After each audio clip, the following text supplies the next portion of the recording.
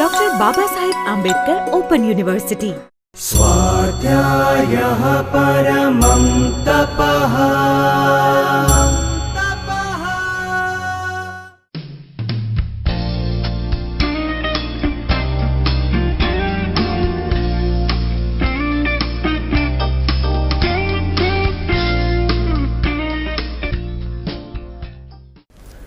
નમસ્કાર વિદ્યાર્થી મિત્રો, બાયસેગના સંધાન કાર્યક્રમ મારફતે આપણે બાબા સાહેબ આંબેડકર ઓપન યુનિવર્સિટીના માનવ વિદ્યા અને સમાજ વિજ્ઞાનોના અભ્યાસક્રમ હેઠળ સામાજિક પરિવર્તન વિષય આજે સમજવાનો છે.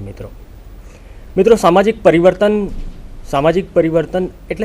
પરિવર્તન એટલે શું એવો સવાલ થાય. મોટે ભાગે જ્યારે પરિવર્તનની વાત હોય ત્યારે આપણે એવું સમજતા હોય છે કે જે કંઈ હોય એમાં કંઈક બદલાવ આવે એને પરિવર્તન કહેતા હોઈએ છીએ. આ દ્રષ્ટિએ સામાજિક પરિવર્તનમાં કંઈક બદલાવ આવે, વર્તમાન વ્યવસ્થા હોય, વર્તમાન નીતિ રીતિ હોય, એમાં બદલાવ આવે તો એ સામાજિક પરિવર્તન છે.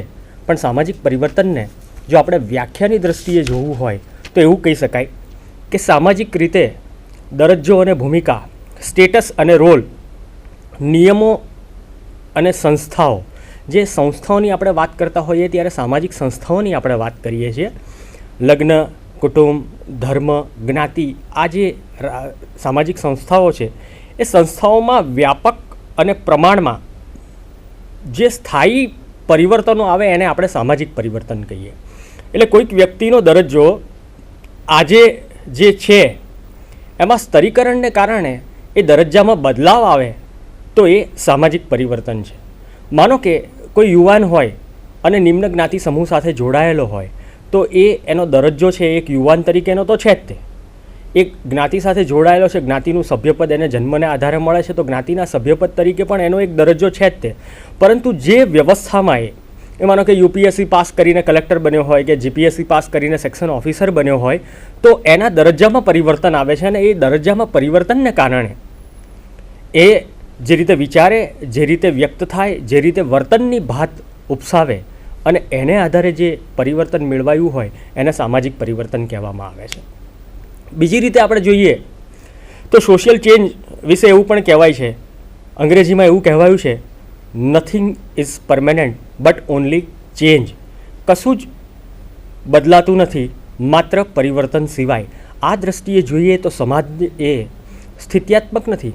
સમાજ તો સતત ને સતત ગતિમાન ડાયનેમિક સાથે જોડાયેલો છે અને સમાજની અંદર પરિવર્તન એ સતત પ્રક્રિયા છે અને પરિવર્તન સિવાયનો સમાજ કોઈ સંભવી જ ન શકે.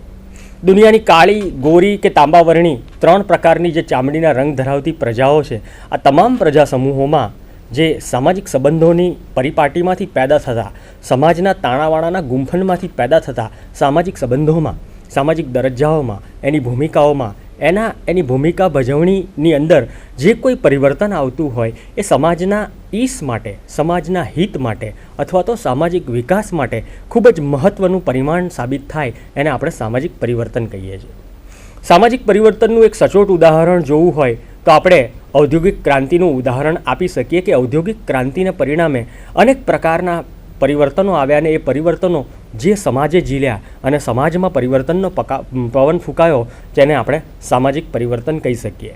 પરંતુ મિત્રો, સામાજિક પરિવર્તનની જ્યારે આપણે વાત કરતી હોય છે એટલે મેં અગાઉ કહ્યું એમ વાત એવી થતી હોય છે કે જે કંઈ બદલાય એ બધું જ સામાજિક પરિવર્તન હોય.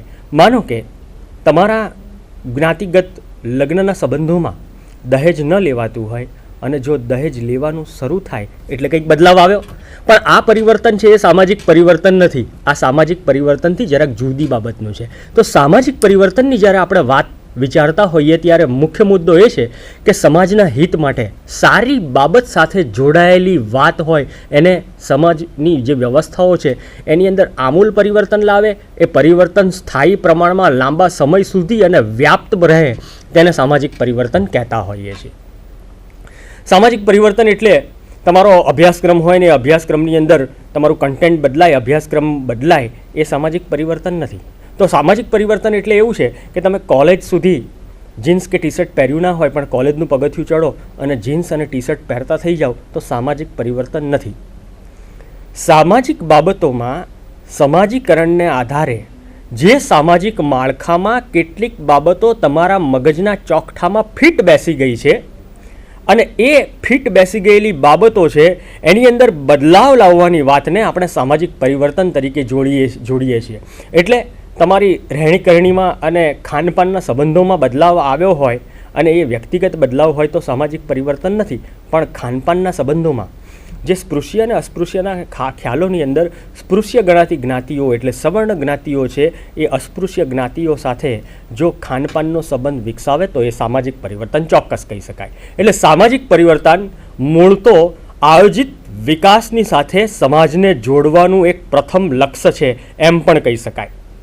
આ સામાજિક પરિવર્તન વિશે આજે આપણે વિગતે વાત કરવાની છે. સામાજિક પરિવર્તનની અંદર ઘણી બાબતો સામેલ છે, એ પૈકીની કેટલીક બાબતો આજે આપણે સાથે બેસી અને જોઈશું. જ્યારે સામાજિક એવું વાત આવતી હોય અને સાંસ્કૃતિક રૂપાંતરની દિશા એવી બાબતની વાત મારે કરવાની હોય ત્યારે સૌથી પહેલાં તો સમાજ એટલે શું એની વાત કરવી પડે. સમાજ એટલે શું તો કે માનવીઓના સામાજિક સંબંધોના તાણાવાળાવાળો એક સમૂહ. આ સમૂહમાં જે આંતરવૈયક્તિક સંબંધો દ્વારા સતત પોતે આંતરક્રિયા દ્વારા સમાજને આગળ લઈ જવા માટે, સમાજને ચલિત કરવા માટેના પ્રયાસો કરે છે, તો આ માનવ સમાજના સભ્યો કહેવાય. હવે જ્યારે આપણે સામાજિક પરિવર્તનની વાત કરતા હોઈએ ત્યારે આજે 21મી સદી ચાલે છે તો જ સામાજિક પરિવર્તન શક્ય છે. અગાઉના સમયગાળામાં સામાજિક પરિવર્તન નહોતું. મિત્રો, એવું નથી. માનવ સમાજ હોય એટલે પરિવર્તનને તો અવકાશ હોય જ તે. જ્યારે માનવ સમાજની આપણે પ્રારંભના તબક્કાની વાત કરતા હોઈએ ત્યારે એવી વાત હતી કે માનવ સમાજ એની પાસે અગ્નિ પણ નહોતો, એ ભટકતું જીવન ગાળતો હતો, ટોળીઓમાં રહેતો હતો. તો આ ટોળીઓમાં રહેતો હતો અને ભટકતું જીવન ગાળતો હતો એનું કારણ શું? તો કે એક તો એની પાસે ખેતીની અંદર ઉત્પાદનના સાધનો નહોતા અને ખેતી પણ પરંપરાગત હતી. જે ઉગે એ જ ખાવાનું, કોઈ નિશ્ચિત વ્યવહાર કરવાનો અને એ વ્યવહારના આધારે ખેતીની અંદર કંઈક તમે ખેતરમાં ઉગાડ્યું હોય ને ઉગે એવું નહોતું. એટલે જે કોઈ ફળફળાદી જે કંઈ મળે એ આપોઆપ ઉગેલું હોય એ જ ભક્ષણની વાત આવતી હતી. અને સાથે સાથે ટોળીઓમાં રહેતા લોકોનો આ સમૂહ એ માનવ સમાજ એવી વ્યાખ્યાની અંદર કેમ લક્ષણ આપવામાં આવે છે? એનું કારણ એવું છે કે એ સમયે સાયન્સ અને ટેકનોલોજીનો પ્રાદુર્ભાવ થયો જ નહોતો, અગ્નિ શોધાયો જ નહોતો. એવા સંજોગોમાં જ્યારે એમને ટોળીમાં રહેતા હતા તો એની પાછળનું મૂળ કારણ એ હતું કે ભયને કારણે સમૂહ જીવન જ શક્ય બને. જ્યાં જ્યાં ડર હોય ત્યાં માણસો ભેગા થાય. તમે જોયું નથી, કોઈ પણ આપાતકાલીન સ્થિતિ હોય, કુદરતી ઘટનાઓ બની હોય, ભૂકંપ કે પૂર આવ્યો હોય, ત્યાં એવા સંજોગોમાં લોકો વધારે ભેગા રહે છે. આમ તો આપણી ગુજરાતી એક કહેવત છે કે જેટલા ભાણા વધારે ભેગા એટલો પ્રેમ લાગણીનો સંબંધ વધારે સારો. પરંતુ ડરના કિસ્સામાં પણ એ જ વસ્તુ સાચી પડે છે કે લોકો જ્યારે ભયની સાથે જોડાયેલા હોય ત્યારે સમૂહમાં રહેતા હોય છે.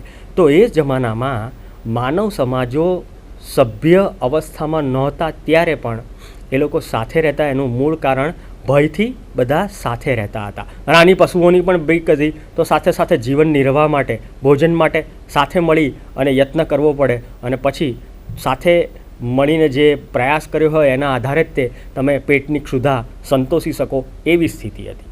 આ સંજોગોમાં માનવ સમાજ એ સમયે જે હતો, આદિમ અવસ્થાની આપણે વાત કરીએ છીએ, એ સમયે પણ પરિસ્થિતિ એવી હતી કે ત્યાં પણ ક્યાંક ને ક્યાંક પ્રકારના સામાજિક પરિવર્તનો લાગુ પડ્યા હોય. કદાચ એ આપણે ઝીલી ના શકીએ એ જુદી વસ્તુ છે, પણ સમાજ એ પરિવર્તનશીલ છે અને સામાજિક પરિવર્તન એ સતત પ્રક્રિયા એ સમયે પણ જોવા મળતી હતી.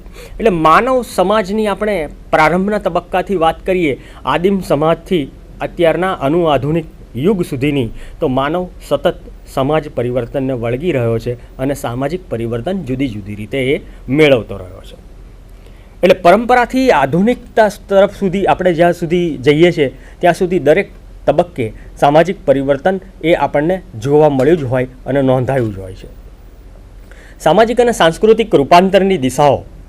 મિત્રો, તમારા અભ્યાસક્રમની અંદર સામાજિક પરિવર્તન છે એનો એક અર્થ રૂપાંતર તરીકે પણ આપ્યો છે, સામાજિક રૂપાંતર.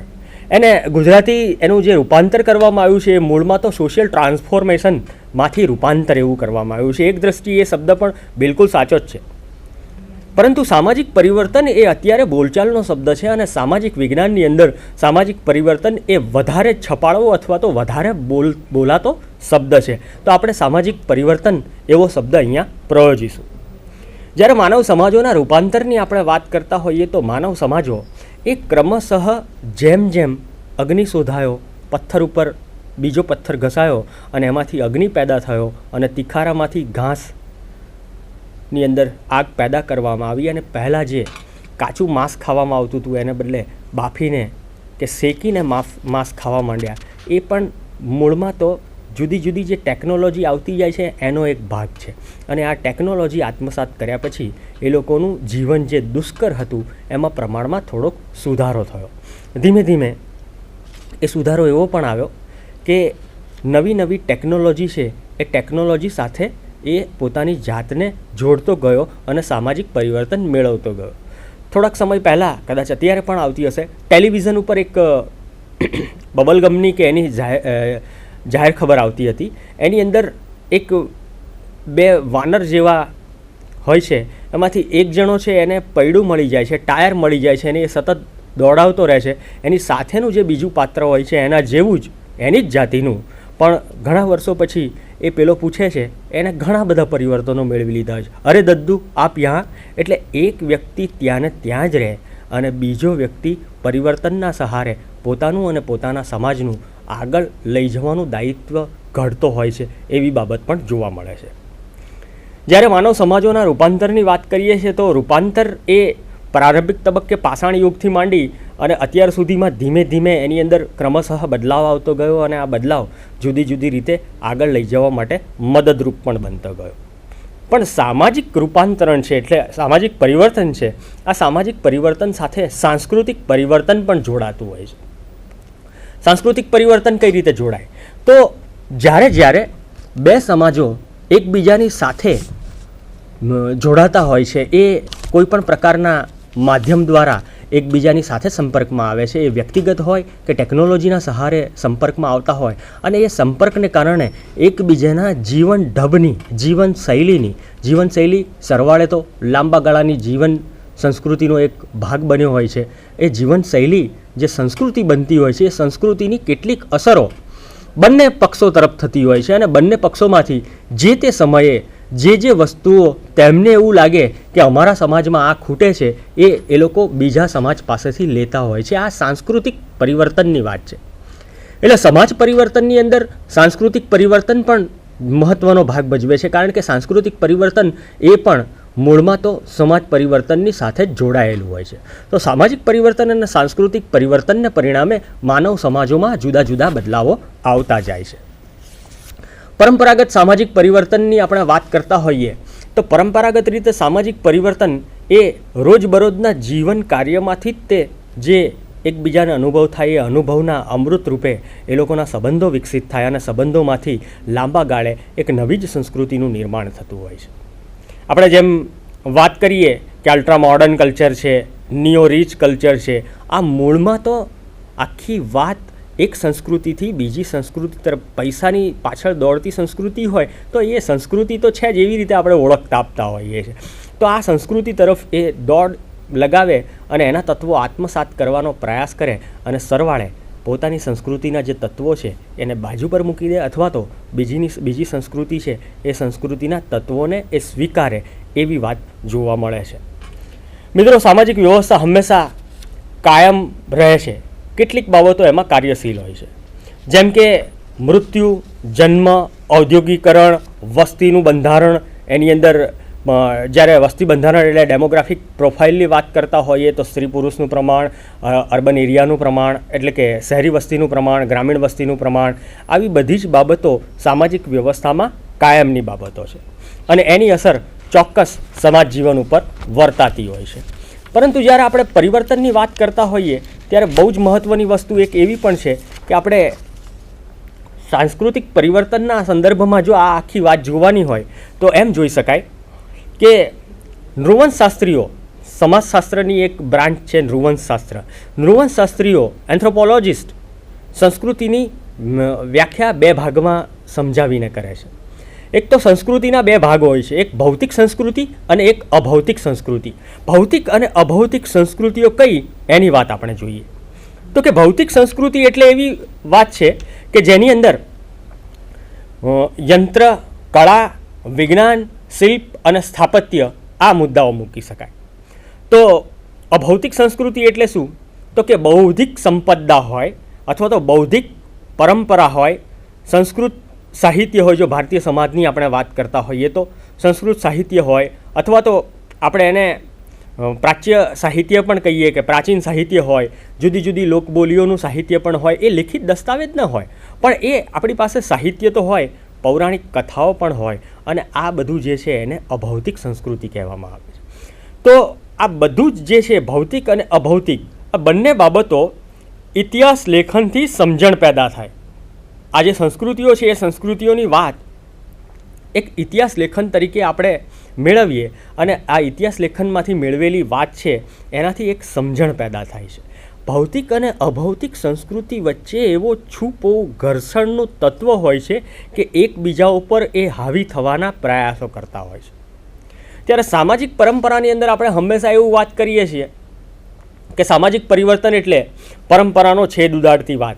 હકીકતમાં એ વાત બિલકુલ સાચી નથી. ક્યારેક કોઈક પરંપરા હાવી થઈ જાય અને એ આધુનિકતા તરફ લઈ જવા માટે હોય, તો ક્યારેક કોઈક આધુનિક બાબતો ઉપર પરંપરા પણ હાવી થતી હોય છે. એટલે ભૌતિક અને અભૌતિક સંસ્કૃતિ, જે સંસ્કૃતિના મૂળના બે ભાગો છે, એ બે ભાગો પણ એકબીજા ઉપર સંક્રમણ કરતા હોય છે. આ સંક્રમણમાંથી જે પેદા થાય છે એ મૂળમાં નવી સંસ્કૃતિનું નિર્માણ થતું હોય છે. એટલે ક્યારેક કોઈક એક પાસું એક ઉપર હાવી થાય, ક્યારેક કોઈક બીજું પાસું બીજા ઉપર હાવી થતું હોય છે. આમ આધુનિકીકરણ હંમેશા કોઈ પરંપરાનું થતું હોય છે એવું માપન આપણે ઇતિહાસ લેખનને આધારે કરી શકીએ.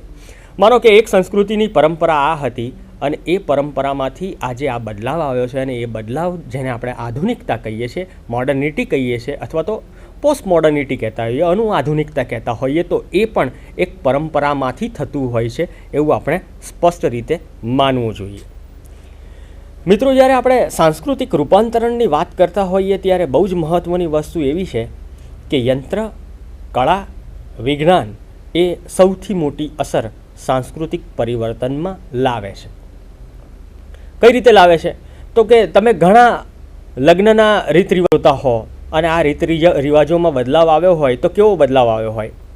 તો કે આપણે હિન્દુ લગ્ન વ્યવસ્થામાં એવું હોય કે ચોરી હોય અને ચોરીના ફેરા 4, અને 4 ફેરામાં અગ્નિની સાક્ષીએ આપણે નવદંપતિ હોય એના ફેરા ફરવામાં આવે. સપ્તપદીના જેને ફેરા તરીકે ઓળખવામાં આવે છે, એ સપ્તપદીના ફેરાના આધારે એમના લગ્ન સંપન્ન થતા હોય છે, દાંપત્ય જીવનની શરૂઆત હોય છે. હવે આ આખી બાબતમાં આજે આખો કન્સેપ્ટ એવો બદલાઈ ગયો છે કે લગ્ન એ હવે એસી હોલમાં થતા હોય, તો ત્યાં આગળ પેલા છાણા અને લાકડા દ્વારા અગ્નિ પ્રગટાવી અને હવનકુંડની સાક્ષીએ, અગ્નિની જ્વાળાઓની સાક્ષીએ ફેરા નથી ફરવામાં આવતા. ત્યાં હવે ગૌર મહારાજોમાં પણ પરિવર્તન આવ્યું છે. એ પરિવર્તન ટેકનોલોજીકલ નથી, પણ એ પરિવર્તન ટેકનોલોજી બીજા પ્રકારની આપણે ઉપયોગમાં કરીએ છીએ એને કારણે પરિવર્તન આવતું હોય છે. અને એ પરિવર્તન પાછું સામાજિક પરિવર્તન પણ નથી હો મિત્રો. લગ્નની અંદર જે છાણા અને લાકડાઓની યજ્ઞની વેદીમાં જે અગ્નિજ્વાળાઓની સાક્ષીએ, અગ્નિદેવતાની સાક્ષીએ લગ્નના ફેરા ફરવામાં આવતા હતા, એને બદલે હવે કપૂર મૂકી અને અગ્નિ પ્રગટાવવામાં આવે છે, અને કપૂરની ગોટીઓ 1-2 વધારે ઉમેરતા જાય અને ત્યાં સુધીમાં ફેરા પૂરા કરી દેવાના હોય છે. આ આખી વસ્તુ ટેકનોલોજી જુદા પ્રકારે તમારી વ્યવસ્થાઓ બદલાવતી હોય છે એનું એક ઉદાહરણ છે મિત્રો. સામાજિક પરિવર્તન સાથે એને બિલકુલ સંબંધ નથી, પરંતુ સામાજિક પરિવર્તન જુદી જુદી રીતે આવી નાની નાની બાબતોમાંથી લાંબા ગાળે કંઈક નવા પરિવર્તનો લાવતી હોય છે. એટલે ટેકનોલોજી, સાયન્સ અને ટેકનોલોજી અને યંત્રવિદ્યા એ બંને બાબતો સામાજિક પરિવર્તન લાવવામાં ખૂબ મહત્ત્વનો ફાળો અદા કરે છે. હવે જ્યારે આપણે લગ્ન અને કુટુંબ સંસ્થાની વાત કરતા હોઈએ ત્યારે સમાજની અંદર સાંસ્કૃતિક રૂપાંતર જે છે એ જુદા જુદા સ્વરૂપે હોય. કેવી રીતે? તો કે કોઈ પણ જ્ઞાતિ હોય એની લગ્નની વ્યવસ્થા હોય, એ લગ્નની વ્યવસ્થાની અંદર નીતિ નિયમો સ્પષ્ટ હોય. એક બંધારણ હોય અને એ બંધારણ પ્રમાણે, આ જ્ઞાતિના બંધારણ પ્રમાણે લગ્ન થતા હોય. પણ આ લગ્નની અંદર પરિવર્તનો આવતા હોય છે. હવે લગ્નની અંદર પરિવર્તનો આવતા હોય છે. અગાઉ આપણે એસી હોલની અંદર લગ્નની વાત કરી, પરંતુ હવે લગ્નના પરિવર્તનોની અંદર એવું આવતું હોય છે પહેલાં જ્ઞાતિગત લગ્નો જે થતા એ લગ્નો તો આજે પણ થાય છે, પરંતુ પહેલાં લગ્ન એ બે વ્યક્તિઓ વચ્ચેનો સંબંધ નહોતો. લગ્ન એ બે કુટુંબો વચ્ચેનો સંબંધ હતો. પણ આજે લગ્ન એ બે વ્યક્તિઓ વચ્ચેનો સંબંધ બન્યો હોય એવી પરિસ્થિતિ પેદા થઈ છે. કઈ રીતે પેદા થઈ છે? તો કે જે ભૌતિક અને અભૌતિક સંસ્કૃતિની અંદર આપણે લેખન, કળા, યંત્ર, વિજ્ઞાન આ બંને બાબતોને જોતા હોઈએ, ભૌતિક અને અભૌતિકની, તો આજે પરિસ્થિતિ એવી થઈ છે કે લગ્ન માટે જે લાયકાત ધરાવતા યુવા યુવતીઓ છે એ લોકોનું શિક્ષણ છે એ પ્રથમ જોવામાં આવે છે. હવે જ્યારે આ જોવામાં આવતું હોય ત્યારે પરિસ્થિતિ એવી પણ આવી છે કે યુવક અને યુવતીઓ હવે પોતે એરેન્જ મેરેજને બદલે પોતે સ્વપસંદગીના લગ્નોમાં વધારે વિશ્વાસ ધરાવતા હોય છે. આ સ્વપસંદગીના લગ્નો એટલે કદાચ તમે એમ પણ કહી શકો કે મોહ લગ્ન અથવા તો પ્રેમ લગ્ન, પરંતુ આ મોહ લગ્ન કે પ્રેમ લગ્નની અંદર ઇનબિલ્ટ તત્વ એવું તો હોય જ છે કે પોતે ડૉક્ટર હોય તો પોતાને પણ કોઈ ડૉક્ટર પાત્ર મળે તો વધારે સારું. પ્રેમ વિકસિત તો થાય છે, પણ પ્રેમ વિકસિત થાય છે કે લગ્ન એ ખૂબ જ જરૂરી છે. કારણ કે આપણે તો એવી રીતે વાત પણ છે કે જન્મ પૃથ્વી પર થાય છે પણ લગ્ન સ્વર્ગમાં નક્કી થયા હોય છે.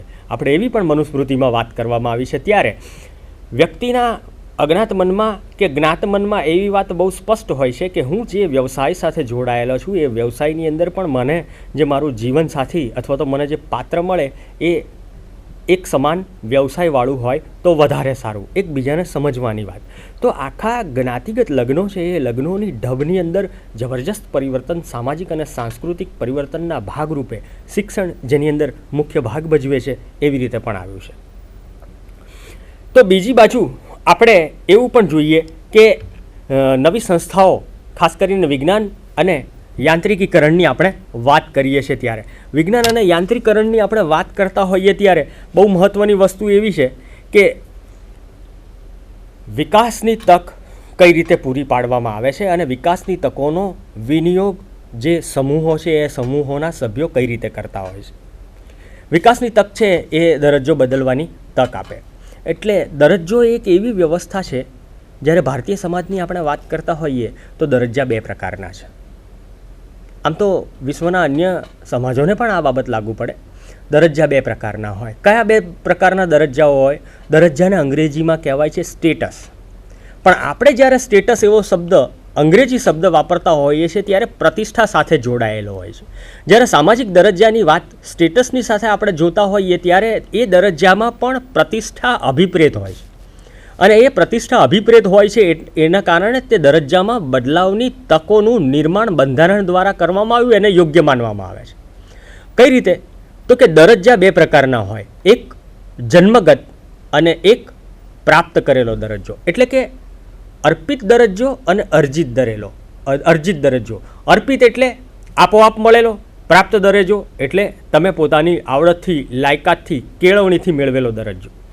હવે જ્યારે અર્પિત દરજ્જાની વાત કરીએ તો કોઈ વ્યક્તિ હોય એ ગમે તે જ્ઞાતિ કે ગમે તે ધર્મમાં જન્મે કે ગમે એ વિસ્તારમાં જન્મે તો એનો દરજ્જો ગ્રામીણ વ્યક્તિ તરીકેનો અથવા તો ફલાણી જ્ઞાતિનો, ફલાણા ધર્મનો એવો થતો હોય છે.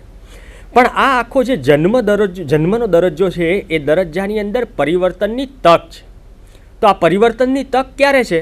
તો કે પરંપરાગત સમાજમાં આવી પરિવર્તનની તક નહોતી, પરંતુ સામાજિક પરિવર્તનની આપણે જ્યારે વાત કરતા હોય ને 21મી સદીમાં આ વાત કરતા હોય, બંધારણના અમલ પછી 1950 પછીના દાયકામાં વાત કરતા હોય ત્યારે આ પરિવર્તનની તક એને શિક્ષણ અને રોજગારીને કારણે ઉપલબ્ધ થતી હોય છે.